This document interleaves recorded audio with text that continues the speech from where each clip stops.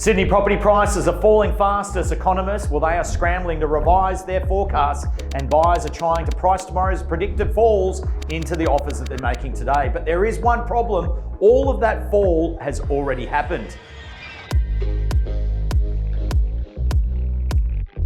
G'day folks, it is Matt Hayson here with the word on Sydney's property market. And this week there has been an absolute avalanche of property headlines. Sydney property prices fell another 1.4% in July. Higher priced properties, well, they are falling fastest. Auction volumes are down almost 20%. NAB is forecasting Sydney property prices could fall 10% peak to trough. And then there was another headline this week that probably summed it up best. Economists forecast play catch up as housing slumps. And that's the one that I really want to talk about today.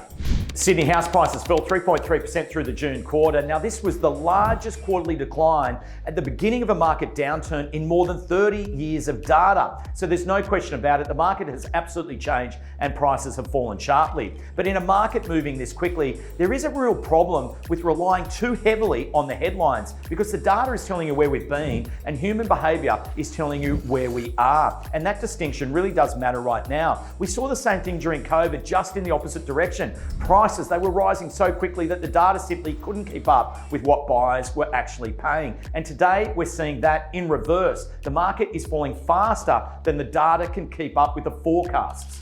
So what are buyers actually doing right now? Well, they are watching everything very closely. They're reading the headlines, they're studying comparable sales, they are scrutinising properties, and they are negotiating far harder. Their decision making has become incredibly analytical, and there's less emotion. There's more patience, more poise, and naturally they're trying to protect themselves against what might happen next. But here's where buyers need to be careful. NAB is now forecasting Sydney property prices could fall 10% peak to trough. But let's think about that for a moment.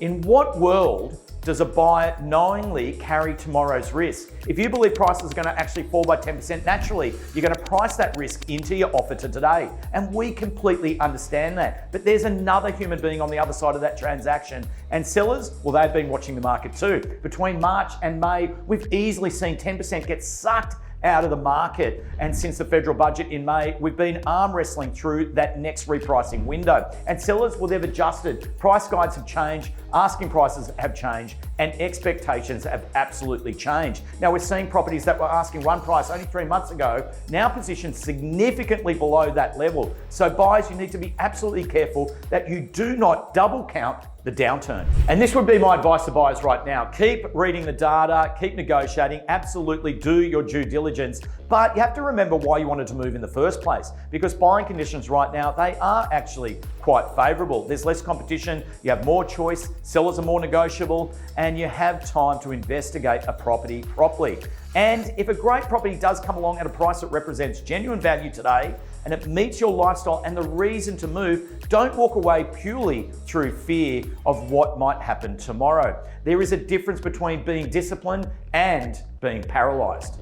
Now, sellers have almost the opposite problem. They have hope that conditions will improve, hope that interest rates will change, hope that spring will bring more buyers into the market, hope that their suburb is somehow insulated from the broader market because it's either tightly held, it's blue ribbon, or historically resilient. And some of that may be true. Conditions are not universally as bad as some of the headlines would have you believe. Now, different suburbs are being affected differently, different properties are being affected differently, and different price points are also being affected differently. But if you're selling today, there's one reality you need to understand. Buyers engage with reality, not hope. And if you're selling in the market that exists today, not the market that was 6 months ago, and not the market that you hope might exist in 6 months from now. So if you're selling, focus on what you can actually control: your presentation, your contract, your marketing, your price, and your strategy. Listen carefully to reliable buyer feedback. Move when the evidence tells you to move, and make sure your campaign is agile enough to adapt to the conditions and change, because the best outcome in this market isn't going to come from pretending the conditions are better than they are. It will come from accepting the conditions and executing incredibly well within them. And we can see this behavioral change everywhere. Auction volumes are down around 20%. House lending activity is falling sharply. Sellers are withdrawing properties at record rates and moving away from auctions, or deciding not to come to market at all. Buyers, they are taking longer. They're scrutinising everything. These aren't forecasts. These are human beings making making decisions right now, and ultimately, human beings run the data. The data doesn't run the humans. So crew, we are in this new cycle. Whether or not you accept it or not is entirely up to you. Now, prices, we know they've fallen sharply. That's happened. The market has changed. And right now, there's no clear evidence telling us exactly when this cycle will change again. So don't wait for the headline to give you permission to get on with your life. If you want to buy, understand the conditions and recognize genuine value when it's in front of you and buy well. If you want to sell, accept the market that you're in, get the fundamentals right and execute a smart, adaptable campaign. Eventually, the data will catch up, but humans move the market first. And folks, that's the word for this week. I thank you for watching, and I'll catch you all next week.